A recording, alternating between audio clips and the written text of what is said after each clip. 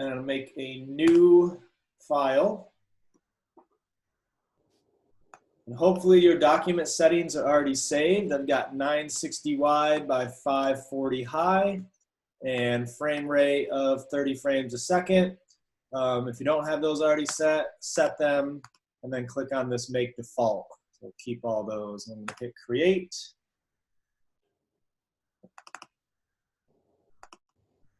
And now I've got my nice size here. And before I go any further, I'm going to save this file into my folder.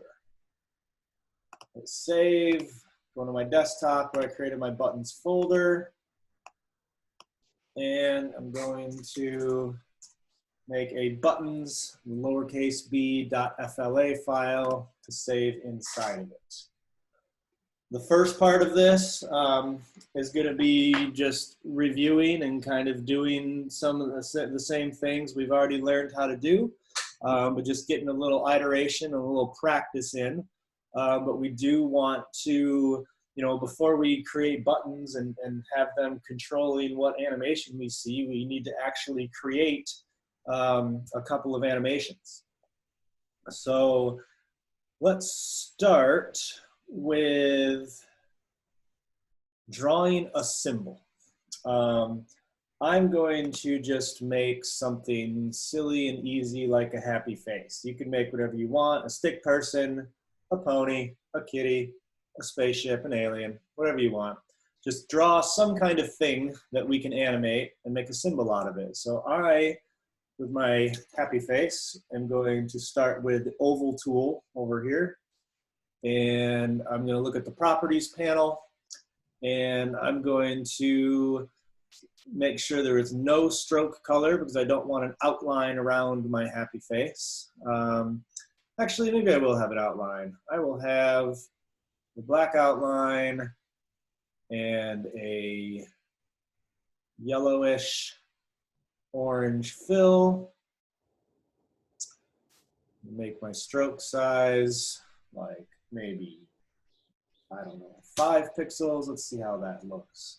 Draw my, it's a little thin. I'm gonna make my stroke size, oh, because there we go. All right, 5 pixels, there we go, okay. I'm gonna draw a little circle here. And then maybe with the brush tool, set my fill color to black. I'm gonna bring my size up to maybe 10, maybe even 20. I'm just talking out loud as I draw a happy face. You guys can draw what you like. Oh, that's such a terrible smile. I'm gonna bring my size back down to 10. Ha, okay, we'll deal with it. We can all draw so good with our fingers on a touchpad. Maybe I'll try that one more time, go a little slower. Happy enough. Maybe a morning happy face. All right, so it doesn't have to be too complicated. You can even just use a square if you want. Try and make things a little more fun. In fact, maybe even with this happy face, I will draw a little stick body to make happy a whole character. So I have happy character. All right, now I want to make a symbol out of this character so we can begin animating it. Again, must be a symbol, must be the only thing in the layer. Usually what I do to keep things consistent is I name the layer the same thing as the symbol. So I'm gonna select the symbol. Now, again, if I just click anywhere in the middle, it might only grab part of my character. I want to make sure and get everything, which is one or two ways to do that. I can either click on the actual keyframe, which will select everything on that keyframe, or I can just use the select tool to draw something around it, or a selection mark key. And once I've selected everything, I'm going to make a symbol. I like to use the hotkey, so I'm going to hit F8, but you can use the convert to symbol icon here, or modify convert to symbol. It says F8 right next to it. I'm going to use F8 give me my convert to symbol dialog box, and I'm going to double check and make sure that it is indeed a graphic symbol. And I'm going to name this symbol happy. Check out my library. I see happy now lives in the library. And I'm going to name my layer happy. And I did such hard work there drawing my character and creating a symbol and renaming my layer that I'm even going to save my project. Command S, I can go up to File, Save. We're going to want to create 3 separate animations, each of which are 1 second long, okay? So we know that we're going to need, it's going to be 30 frames per second, so we're going to need at least 90 frames, but we're even going to want a little space in between them. Let me think about this. Actually, I think we're going to make them a ½ second long. Will be 15 frames, need at least 45, 60. Let's just go out to frame 100 and give ourselves some frames to work with. Remember, that's the first step when we start animating or putting anything along the timeline, is we need to give ourselves some actual time to work with so we can actually drag the playhead around. Right now we're stuck on frame 1. So I'm going to select frame 100 over here and insert a frames. I'm going to use F5. Feel free to use the little insert frame button here, but make sure you use frame and not keyframe, so we shouldn't see any little black dots.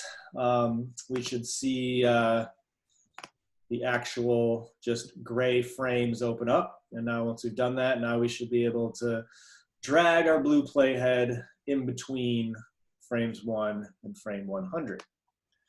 So now we've got some space to move stuff around, all right?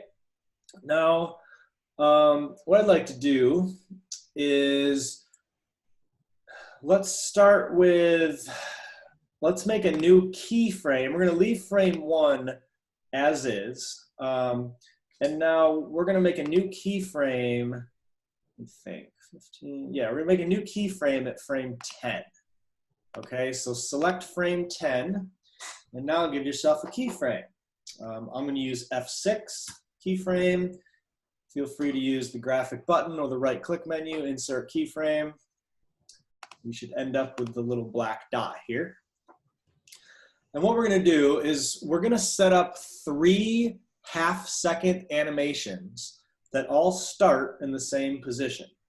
But I'm going to do it in such a way that we can easily just create one and then just copy it a couple of times without having to go ahead and do you know, each step for all of them. And I'll show you what I mean. So first off, frame 1 we're just leaving as is, but then we want a half-second animation that starts at frame 10. So a half second is going to be 15 frames, excuse me. So then we want to put another keyframe 15 frames later on frame 25. So go ahead and do that. F6 keyframe.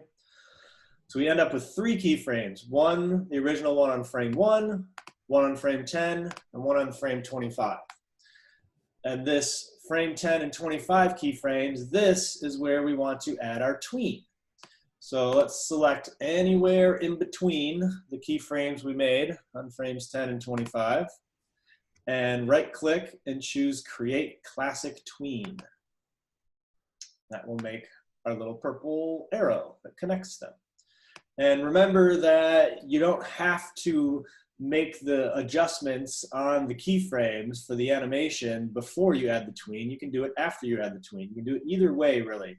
And in certain situations, I like to set up all the animation properties first and then go in and just start doing my animating. So the one other thing I want to set up on this animation, because right now, if we were to start moving things around on either keyframe, this tween will fill in the gaps and we'll get our motion. This should all be somewhat familiar to you now. But I want to make sure, I'm going to set some easing on this as well before I even move anything around. So I want to select the tween again in the middle of the 2 keyframes here, select the purple area. And then over in the properties panel, I'm just going to drag my classic ease all the way to the right to 100, so it says classic ease out. So now I have a nice half-second animation, keyframed, tweened, eased, and ready to go. All I would have to do is start moving things around on one of these keyframes, and it would all fill in. But I know that I want 3 different animations. So instead of having to go through those steps again and create 2 keyframes and put a tween and easing, and then put 2 keyframes and put a tween and easing, I could do that. But what would be a little bit faster, and as you start working, you'll find ways that, you know, copying sets of keyframes and tweens like this can save you a lot of time as you're just in building, working on things a little more complicated. But we can actually copy or duplicate entire selections of the timeline. All right, so I could copy and duplicate just a single keyframe, or I can copy and duplicate an entire stretch of keyframes and tweens. So what I'd like you to do is, with your animation that goes from frame 10 to 25, has keyframes, has the tween with its ease, I'd like you to select that entire animation. So just go ahead and click and drag, and just, it should turn this translucent bluish color. But select, make sure you get the keyframes on either end. So select frames 10 through 25. When I select a series of keyframes, or select anything on the timeline, so again, I'm just going to start on frame 10, click, and drag across until I get to frame 25, and it selects the whole thing. Now, once I have that selection and let go of it, and it stays selected, now I could actually click anywhere on the selection, and I can move it around. All right, so easy enough, right? I can just click and drag and move this animation around however I want. You can do that with any keyframe. I could even click the keyframe on frame 1 and move it, as long as I click and select it first and let go, and then I click that selection again. Now I can move it around. So I'm going to move this animation back to where it started, on frame 15 to 30. Nope, 10 to 25. That's where it started. And now with that selection, instead of just moving it, if you hold the Alt key or the Option key on the keyboard while you click and drag and move it, it will actually make a copy of it, which is really powerful. So what I want to do is I want to make 2 copies of this and just separate them by 10 frames each. So there's just a little bit of a buffer there. I'll show you what I mean. So I have my selection all set. And now I'm going to hold Alt or Option on the keyboard. And while I'm holding that, now I'm going to click on this selection, and you can see the little blue translucent box moving along. I'm going to go along to frames 35 to 50 and let go, and poof, it made an exact copy of that. And I'm going to do the same thing again.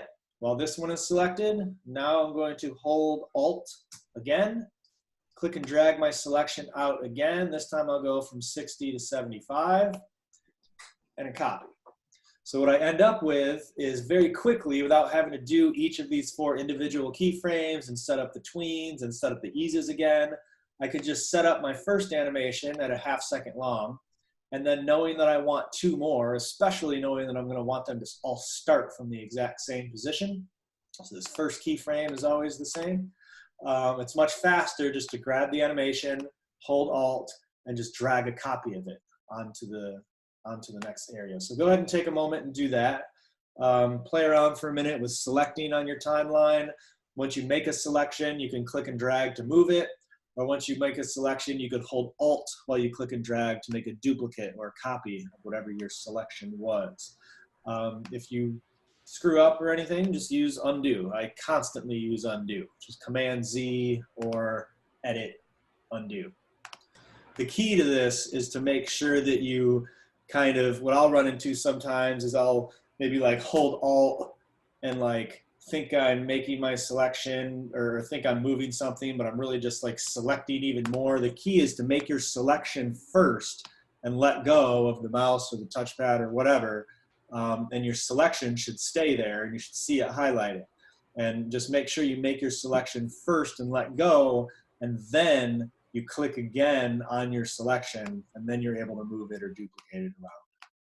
So again, this whole moving and duplicating, not 100% necessary. You could do these exact same things just by setting keyframes and setting eases, but it's a productivity boost when you're doing this a lot, to understand that you can just very quickly set something up on the timeline and copy it. Now we're doing it in a simple method right now that we're just copying 2 keyframes with a tween to copy a simple half-second animation, but you can technically copy entire sets of animations, entire sets of layers and keyframes with multiple layers. I could have 10 layers with 10 objects with 10 animations each, and I could just make a big, huge selection across my whole timeline. Like if I added a bunch of layers here, you can see that I can actually select across multiple layers.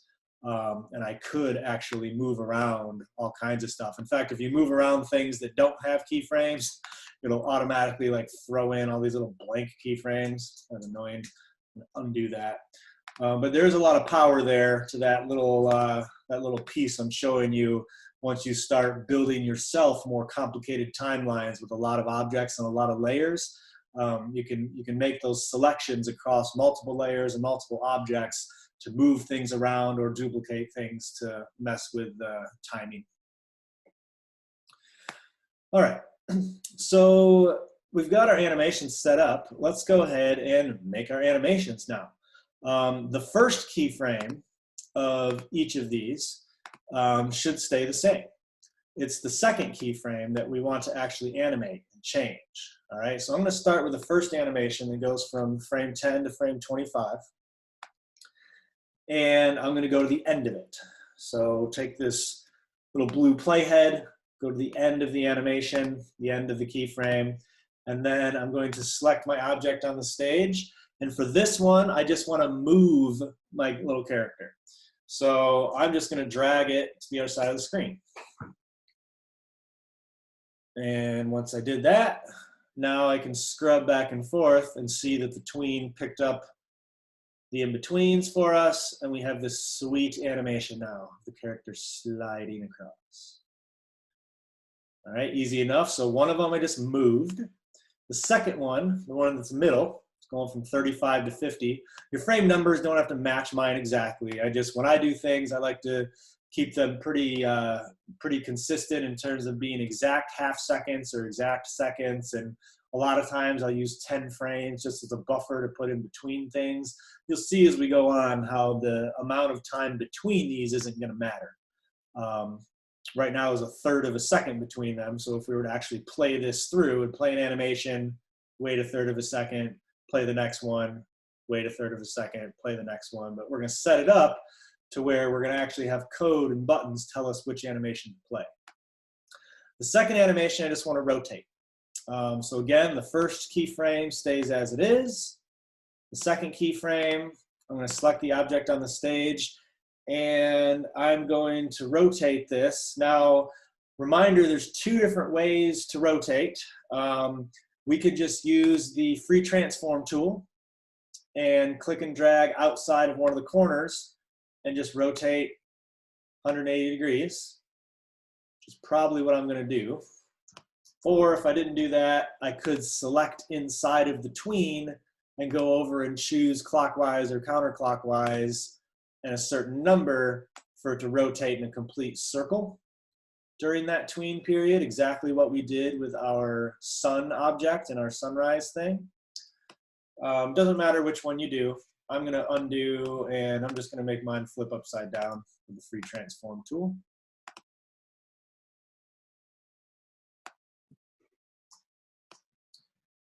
And so our second animation flips. All right, so we have a move, we have a flip. And then the third animation, I want to scale. So really, moving, which it's called translating, but translating, rotating, and scaling are kind of the 3 main methods, besides fading something out. So then in my third animation, I'm going to select frame, I'm going to select the object at frame 75 at the end of this animation. And I'm going to keep my free transform tool open. And this time I'm just going to scale this sucker down. I'm going to scale it by actually grabbing, instead of grabbing the outside of the little black corner, which gives me a little rotate icon. And I'll put my cursor on the actual black corner, which gives me this little diagonal arrow icon. And that's going to allow me to scale it. Now, if I don't hold shift, it's going to allow me to scale it non-uniformly and make my poor little character skinnier or fatter. I want to keep the aspect ratio the same, so I'm just going to hold shift. And if I hold shift while I'm scaling, then it'll keep the aspect ratio the same. So I'm going to scale that sucker down. All right, so I end up with these 3 separate animations. I'm going to go ahead and save my file. And then I'm just going to hit Command Return to open it in a browser and look at it. So I've got a move, a flip, and a shrink. And they just play in order. They're each a ½ second long. They each have a 1/3 of a second in between them. And then there's a little extra time at the end before it loops. So the next step is, so we have this animation. We've learned how to do animation. We've learned how to make symbols. We've learned how to make keyframes and tweens and easing to make it realistic. We even learned how to do path animation, and we had animation symbols inside of symbols. We've taken animation about as far as we're going to take it in this class, because now we know how to move things around on the screen, right? The next step is now we want to become programmers, and we're going to get our nerd hats on, and we're going to write some code, and we're going to make this timeline ready to be able to have buttons to control it. So the first step is, once you've got your animations all ready, just go ahead and lock the layer. Don't need that anymore. We don't want to accidentally grab them. Got our 3 animations, 3 separate things. And let's make a new layer above it and name this layer code. All right, it's just a common thing to always, we're going to attach code always to a layer named code that's on top of everything else. And I'll get to that eventually, but for right now, just make a new layer above your animations and name it code. Just double click the layer name to change it.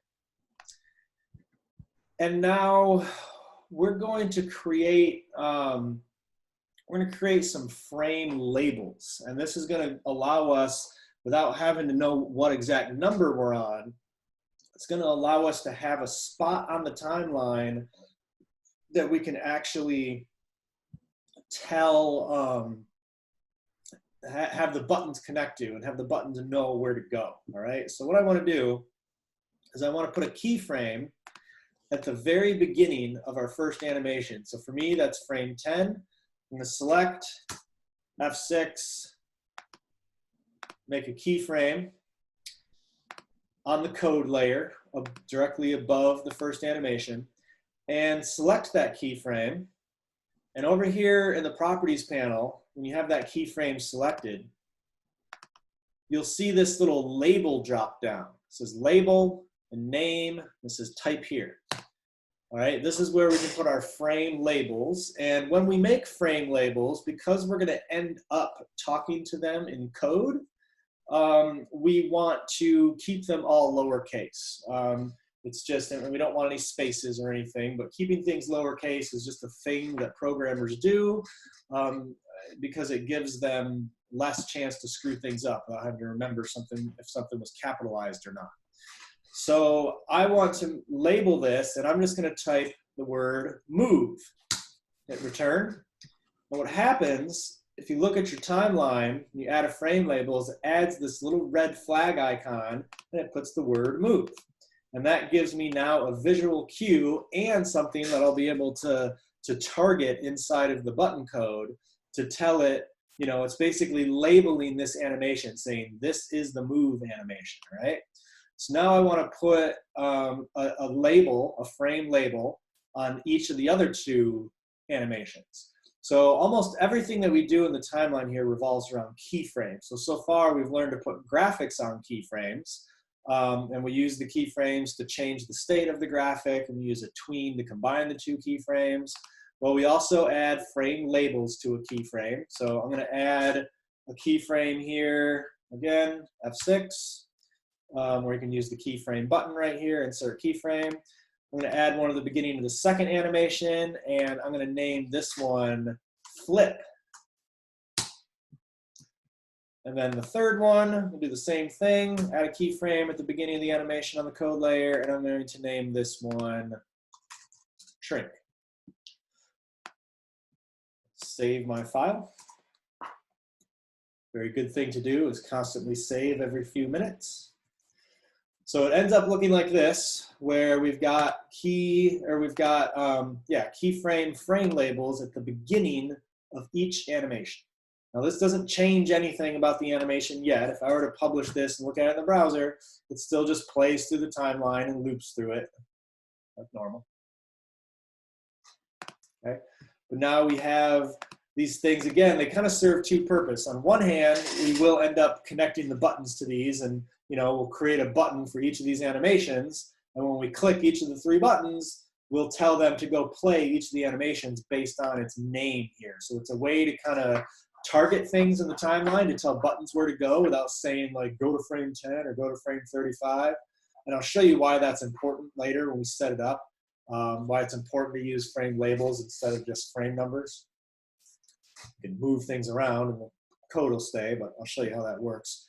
So we've got this all set. All right, so now we're going to write our first piece of code. All right, we attach code also to keyframes, okay? And the first thing that we want to do is we know that we're going to make buttons that we're going to want to click on to play these animations. So we don't want the animation to just play by default. So we're going to write a piece of code to tell the timeline to stop.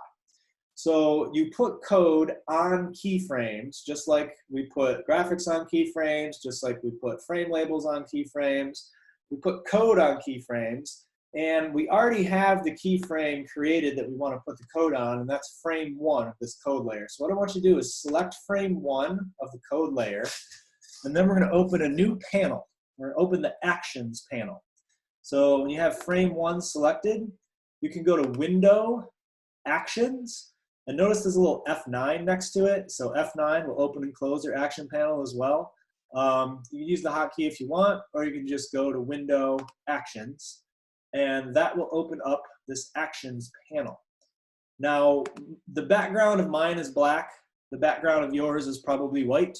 And that's because I spend hours and hours and hours in this. This is a different project that I just snapped to with a whole bunch of code that I'm writing for an application.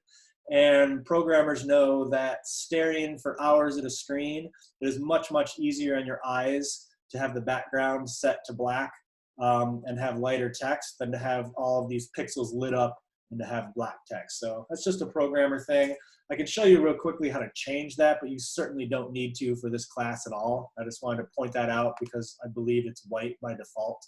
But if you wanted to change it, it's in the preferences. You can go to Animate, Preferences, Edit Preferences, and Code Editor over here on the left.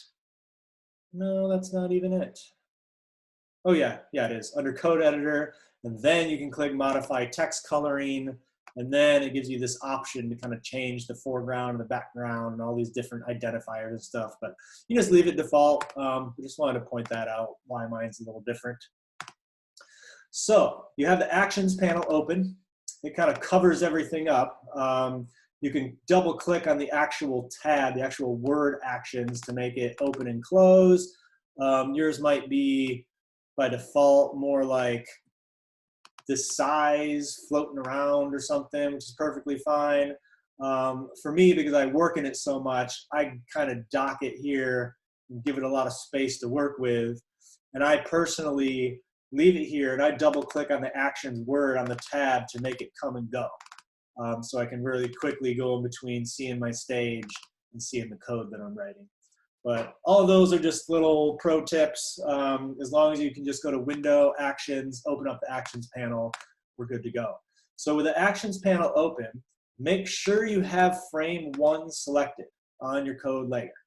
So on frame 1 of the code layer, we're about to all become programmers, and select inside the typable area of your Actions panel and we're going to type out the action that tells it, or the piece of code that tells it to stop the timeline. Now this is technically JavaScript that we're writing. You can now go tell your friends and family that you are officially a JavaScript programmer. And in all lowercase, I want you to type this dot stop, open close parenthesis, and semicolon. In fact, I am going to go ahead and open my preferences and make this a bit bigger so you can see it a little better. So 12, I'm going to double this in size, bring it up to 24. There we go. So this dot stop, open close parenthesis, and semicolon. All right. And what this is doing is the word this is a JavaScript thing, which kind of references the current object. And this right now is referencing the timeline. So this basically means the timeline that we're currently on. Okay, so we're saying this timeline that we're currently on, I want you to stop. And the dot just kind of goes in between them. The open close parenthesis and the semicolon are programmer things that you'll see a little more of as we go on. The open close parenthesis just means that stop is like a command. We're telling it to do something. And then the semicolon just ends the line. So once we have that code in there, this dot stop, open close parenthesis, semicolon. First of all, look at your keyframe, and you can see that there's a tiny little lowercase a that gets added at the top of the keyframe, not even at where the little circle is. I've still got an empty circle that gives me this little lowercase a, which gives me just a visual cue that code is on that frame. Now you can technically add code to any keyframe, but you can also very easily get lost and confused if you're just willy-nilly throwing code all over the place. So it's best practice, it's actually an industry standard and has been for a long time in this program, that we're always going to have a code layer, and that code layer is always going to be on top. Even if we have other code inside other objects and things, we're always going to have a code layer on top, and that's where we're going to keep our code and our frame labels. All right, so once you've got that set up and you've got it saying this dot stop, open close parenthesis, semicolon, you see the little lowercase a in that first keyframe on the code layer, making sure that it is indeed in the right spot. Now I'm going to minimize my actions panel, and I'm going to run my project in the browser. Command return or Control Enter if you're on Mac. And lo and behold, my character is not animating anymore. My character is just sitting there, stopped, waiting for user input, waiting for me to create some buttons to tell it what to do. And that, my friends, is the first step. So now I'm going to save my project, file save, and now we have just crossed the threshold of animation and moved into interactivity, because now we're not just playing through a timeline like we're making a video. We are now controlling the timeline, and we're telling it to stop. The next step is we're going to create buttons that will tell us it will allow us to jump around to different spots in the timeline in a non-linear way. And that's really the power of using this program, is being able to use very simple commands to jump around to different spots in the timeline where we can manually, through keyframing, create different graphics and different animations and just basically have stuff change on the screen when we push buttons.